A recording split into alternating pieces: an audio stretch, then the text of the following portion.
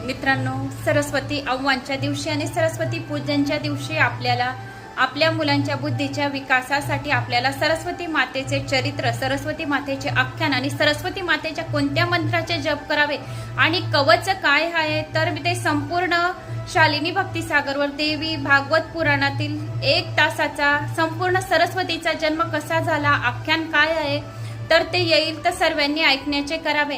ओम सरस्वती नमा या मंत्राचा जप घरात 108 वेळा सकाळ संध्याकाळ करावा। जो मूर्ख आहे, जो बैरा आहे, जो मोका आहे, जो पांगळा आहे, त्याला काहीच येत नाही, काही समजत नाही, त्याने सरस्वती मातेचा मंत्राचा जप करावा, म्हणजे त्याला चांगल्या बुद्धीची, चांगल्या ज्ञानाची प्राप्ती होईल आणि आपल्या मुलांची प्रगती होईल।